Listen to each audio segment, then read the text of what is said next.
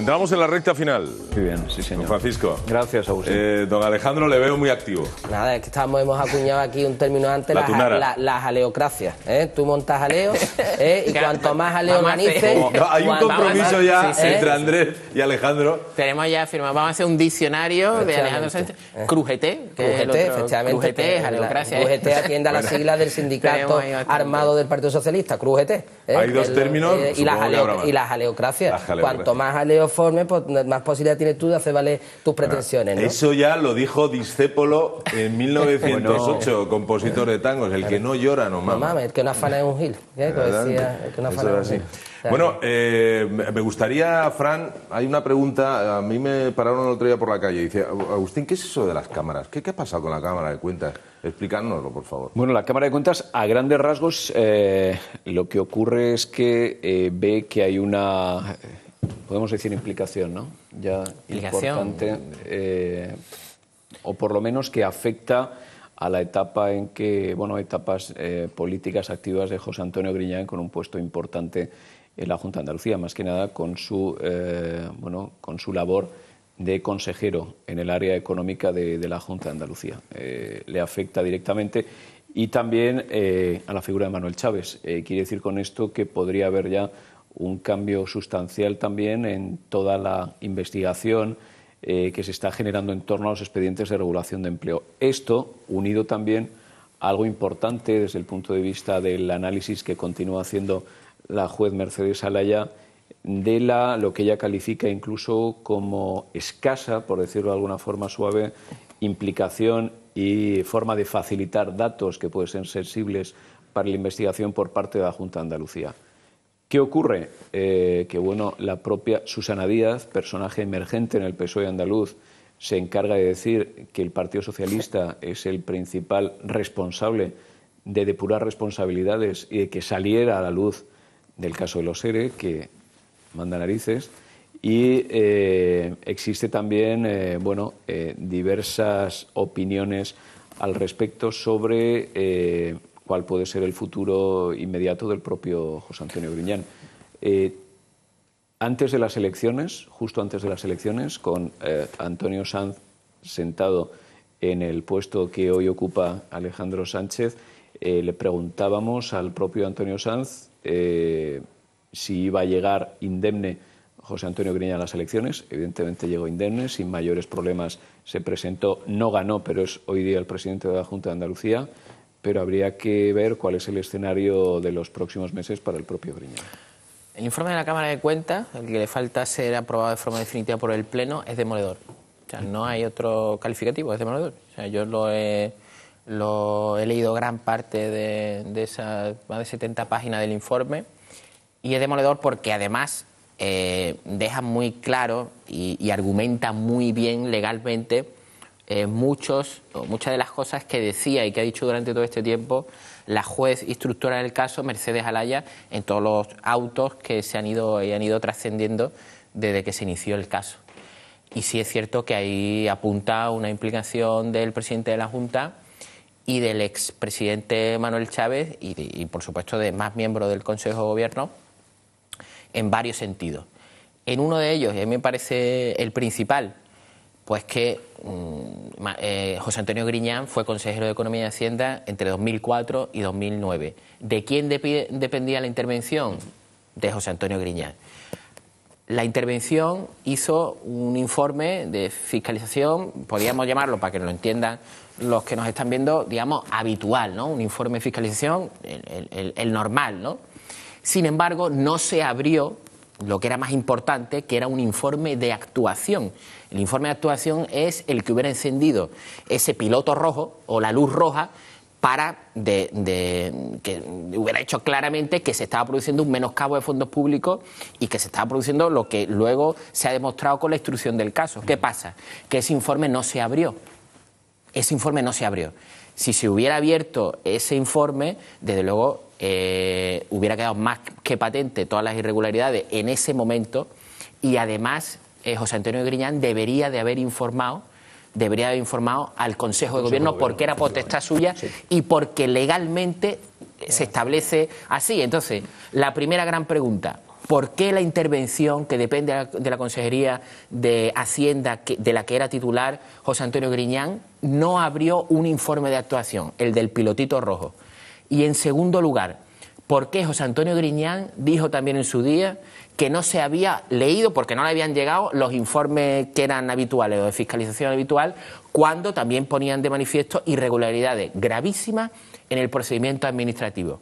Y luego la segunda pata, que apunta también al presidente de la Junta, y dice claramente que tanto la Consejería de Hacienda como la Consejería de Empleo como la Intervención no hicieron lo que deberían de hacer para subsanar las irregularidades que se estaban poniendo de manifiesto. Entonces el informe es demoledor, más que demoledor, y además dice también claramente, el director general no tiene la competencia para otorgar estas ayudas. No tiene la competencia, y debería haber sido o el viceconsejero o el consejero el encargado de dar estas ayudas. Luego en 2010 se cambia, digamos, o se hace una especie de torniquete para cambiar el sistema, ¿no? Y se hace una encomienda de gestión, digamos que se encomienda a la agencia IDEA, que es el ente pagador, o sea, con otra fórmula. Esto en abril de 2010. Y dice también claramente este informe que esa fórmula también es irregular y que prácticamente se viene repitiendo las irregularidades anteriores. Eso también lo dijo la juez Mercedes Alaya. Hombre, y también que pone de manifiesto cómo hay un descontrol absoluto, cómo hay ayudas que las compromete la Consejería de Empleo, que luego las paga la Consejería de Innovación. La falta de publicidad y transparencia es absoluta, dice también el Consejo, dice la Cámara de Cuentas, que todas estas ayudas desde el primer minuto, del minuto 1, se deberían de haber pasado por el Consejo de Gobierno. ¿Ese informe está finalizado ya? ¿Es oficial? Al informe lo que le falta es la aprobación definitiva del Pleno de la Cámara de Cuentas. También se ha dicho que, bueno, ha llegado a decir el presidente de la Junta que ni siquiera existía el informe, que no había borrador. Lleva la Cámara de Cuentas trabajando en este informe desde junio del año pasado.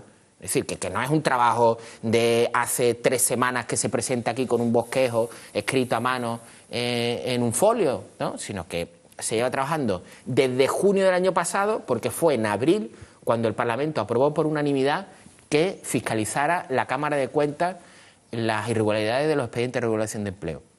Incluso hay algún periodista, esto, hablando de la contundencia del informe, que dice qué sería este informe con la partitura de la Cámara de Cuentas y esto puesto en un auto de Alaya, quiero decir, con la prosa punzante de la jueza instructora del caso, porque a mí me ha llamado la atención lo documentado legalmente y lo incisivo que es punto por punto, ¿no? Me parece bastante significativo este informe. Aquí con el informe, que no es supuesto, es real. Lo único que pasa es que falta un trámite, que es que elevado en su momento al Pleno de la Cámara de Cuentas se formalice como tal, lo asuma como tal el Pleno. Lo único ya supuesto es lo que decidan los jueces en las supuestas imputaciones como consecuencia de lo que dice ese informe, que el informe ya no es supuesto. Y el Tribunal de Cuentas. Que no es definitivo. ¿Y el Tribunal de Cuentas? El Tribunal de Cuentas. Pero es que aparte, además del informe, hay otro dato relevante y que trascendía también en la prensa, que era una serie de advertencias hechas por un importante despacho a nivel nacional que colabora habitualmente con la Junta de Andalucía y que ha colaborado en el asunto de los ERE, de los ERE, pero de los ERE de verdad, que después se hacían, que trascendían después a los ERE financiados con el fondo de reptiles, advertía que el supuesto legal en el que se basaba el convenio de colaboración famoso, en virtud del cual el primero el IFA y después la agencia IDEA actuaba, había caducado hacía 9 años. Es decir, que hay un doble problema, que es el informe y el hecho de la caducidad del supuesto legal, la base legal en el que se fundamentaba esa posibilidad, esa encomienda a las agencias. Por lo tanto, hay 2 importantes problemas, que es que esa posibilidad de la encomienda no tenía base ni sustrato legal para llevarse a cabo, según lo que dice este importante despacho de abogados. En cualquier caso, lo que sí, Fernando, es que esto, que puede ser otro mecanismo más de controlar y de haber evitado y de haber puesto de una manera pie en pared con el asunto de los ERE, como también lo eran los preceptivos informes del interventor, que al final se obviaban y a lo único que podíamos llegar a tener a POSIT, ¿no? El papelito de estos amarillos encima de los expedientes, una cosa dramática. Al final también pues bueno, no ha podido funcionar como debiera haber funcionado. Es decir, el sistema, en un sistema como el nuestro, hay unos mecanismos de control de legalidad de todos los actos administrativos. Está el interventor, fundamental, los habilitados, ¿vale? Y están este tipo de organismos también que fiscalizan de alguna manera toda una situación en la administración, como es el Tribunal de Cuentas. Bueno, pues nada de esto ha podido funcionar porque no se le ha dejado funcionar, es decir, no se le ha dejado. O sea, hay que preguntarse por qué se tiene que llegar al hecho de la filtración, por qué se tiene que llegar al hecho de que esto salga antes y lo conozcamos antes de que el Pleno decida o vote sobre ese informe. Los medios también fiscalizamos, ¿no? Por supuesto, decir, ¿no? Sí, pero en el derecho administrativo no figuráis. Pero en el derecho administrativo no figuráis como fiscalizadores en el derecho administrativo. De momento, compañuelo. De momento no existe la figura en el derecho administrativo de que los medios de comunicación sean fiscalizadores de iure, ¿no? O sea, si no de facto, pero no de iure. Si no llegase por los medios de comunicación, probablemente no se hubiera... No, Susana Díaz dijo que si no llegase por ella y el Partido Socialista y la Junta no se conoce lo de los ERE. Vamos, que cuando yo lo escuché en una emisora esta semana, además dio la casualidad que donde se estaba retransmitiendo era en un foro donde había mucho público, ¿no? O sea, la gente saltó a carcajada, ¿no? Yo no sé estas cosas cómo se puede atrever un personaje tan emergente como Susana, esta chica, de decir estas cosas, ¿no? Es decir, no, mire usted, y escuchándolo España entera, ¿eh? Escuchándolo España entera. Si nosotros fuimos los que denunciamos el tema del hombre, por favor. Una postilla a lo de la intervención general, Alejandro, porque yo creo que también esto nos debe hacer recapacitar sobre la figura del interventor general. Es la máxima entidad fiscalizadora de la administración andaluza. Absolutamente. La máxima. Absolutamente. Y, hombre, yo creo que la designación de la máxima entidad fiscalizadora de la Junta de Andalucía, esto como igual ocurre en otras comunidades, probablemente no me conozco en detalle la normativa de otras comunidades, pero tiene que ser parecido. No puede ser un cargo de libre designación y no puede ser... Discúlpame. Claro que sí, Alejandro. Discúlpame, los habilitados nacionales no son por oposición y sus plazas son obtenidas por oposición. Claro. Y hay un concurso público por oposición. Claro que sí, porque es funcionario. Claro, es un cuerpo independiente de funcionarios. Justamente. Pero ¿de quién depende el interventor general de la Junta de Andalucía? ¿Consejería de Hacienda? ¿Sí o no? Vamos a ver, como el interventor de un ayuntamiento depende... Orgánicamente depende... pero creo que hay que reforzar, tú le quieres dar ese plus de independencia, no está mal. Y blindar la figura del interventor. Te compro la tesis. Pero además, ¿por qué? Porque además lo hemos visto con el anterior interventor, Manuel Gómez, en la década 2001-2010, 2000-2010, al final las vinculaciones tan claras con el Partido Socialista. Es que no se puede buscar. Pero los interventores dependen orgánicamente, casi en todas las administraciones del Departamento de Hacienda, orgánicamente. Pero ojo, tú estás hablando de una tesis que yo la compraría, ¿vale? Yo la compro. Pero ¿qué haces? ¿Creas un cuarto poder, un quinto poder dentro de la administración? Es muy difícil gerenciarlo, ¿eh? La idea es buena. Dejad de meter una llamada. Dejadme meter una llamada, ¿vale? Ir pensando otra vez en los argumentos y ahora volvemos a... ¿Vale? Extraordinario. Dale. Tenemos a alguien al teléfono, vamos a escuchar. Mira, tenía subid un poco más aquí, por favor. Le pusieron un chifrente y mi hijo se arruinó. No tenía ni para pagar los impuestos que debía Hacienda hasta de callarse. Entonces, pobre, ha tenido que traspasarlo tirado. Está de paro. Se ha colocado en una empresa haciendo contrato para las empresas que hay de costa de los trabajadores. La empresa lleva 2 meses y no la pagan, ni un duro la paga la empresa. Y él con el coche gastando gasolina, como yo le digo, pero hijo, espabilate mi vida, gastando gasolina y no le han pagado ni una chica. Y ahora se encuentra, porque él era autónomo, en el paro, sin nada, ya pagando una hipoteca con sus hijos, su mujer enferma, y este es para volverse loco. Yo no sé dónde vamos a llegar. Y los ricos robando. Pues el caso de una andaluza que habla de su hijo y de los problemas que, bueno, pueden ser el ejemplo de tantos cientos de miles de andaluces. Sí, caldo de cultivo, desgraciadamente, Agustín, para las triquiñuelas que se utilizan muchas veces por parte de algunos, ¿no? El hacer una serie de promesas desalmados, ¿no? a la hora de contratar, primero el hecho de contratar siempre mediante contrato mercantil, ¿no? Bueno, pues este muchacho pues seguro que habrá tenido que darse de alta en el régimen especial de autónomos, pagar su cuota como autónomos, empezar a trabajar con la mayor de las ilusiones para llevar ese dinero a casa y al final encontrarse con que ni lleva dinero a casa, ni le pagan ni siquiera esa gasolina, ¿no?, que él habrá utilizado. A mí me surge una pregunta. Alejandro, ¿qué paciencia o qué límite de paciencia tiene el andaluz y la andaluza? Bueno, yo pienso que los andaluces, en fin, no quiero ser alarmista, ¿no?, pero la situación en Andalucía se está poniendo, como en el resto del país, muy, muy, muy extrema. Y en Andalucía la gente no es de todo comer.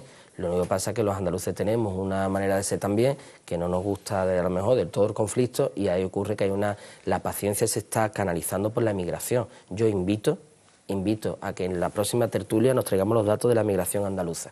Está volviendo otra vez a emigrar la gente a Francia, a Bélgica, pero ojo, a hacer la vendimia, a hacer de peonadas en el campo, pero eso está ocurriendo, ¿eh?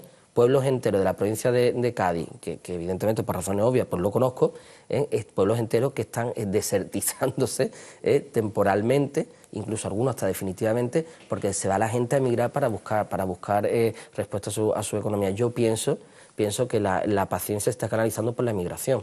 Y gente de toda clase y condición, ¿eh? Claro. Es decir, no solo la emigración de mano de obra para la vendimia y mano de obra para la agricultura y tal, no, gente también que se forma aquí, oye, que la hemos pagado con nuestros impuestos, que hacemos un esfuerzo los andaluces por formar a estas personas y que luego no tienen una posibilidad laboral y se están yendo al extranjero a emigrar para buscar oportunidades.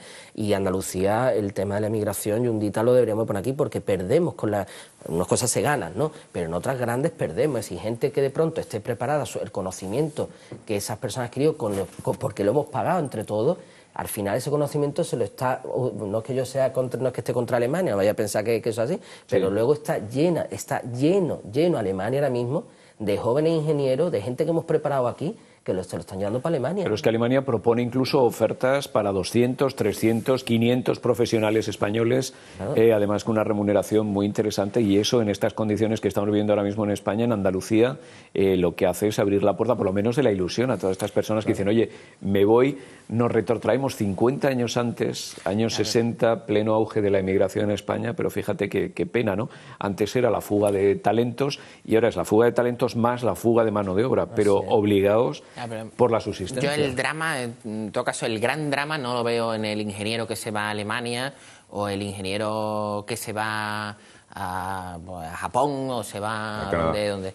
El gran drama es lo que dice Alejandro, pues gente que se está yendo a la vendimia, que está cogiendo el latillo y que se va a la vendimia o que se va a mí, hombre, incluso me puede parecer en algún aspecto, aunque esto pueda chocar, casi positivo que una parte de la formación y luego de los primeros años laborales pues se hagan fuera del país. Distinto es cuando uno lo hace por exilio obligatorio, porque necesidad. Claro, por exilio obligatorio, porque no hay que olvidar que aquí en Andalucía todas las provincias están por encima del 30% de paro, y en el caso de Cádiz creo que es un 35% junto con Almería, que son las dos provincias de España que tienen más paro de toda España. Pero creo que el gran drama es que la gente se está yendo igual que en los años más duros de España después de la posguerra, ¿no? Pues se está yendo pues a eso, a hacer labores de limpieza, a hacer cualquier cosa. Y Alemania necesita mano de obra, pero necesita mano de obra cualificada, ojo. Así es. Cualificada. Y que sepan hablar idiomas y que sepan... Claro. Pero yo le voy a poner un ejemplo real. En pocos segundos porque nos queda un minuto y pico y quiero meter la agenda cultural de fin de semana con Alejandro. El ejemplo entonces lo posponemos para la próxima semana porque es largo de contar. Bueno, pues Fernando, como vienes todas las semanas, tenemos la suerte de tenerte aquí. Ya abrimos agenda cultural. Por favor, que ponga aquí publicidad, patronato de la provincia de Cádiz, de turismo de la provincia de Cádiz.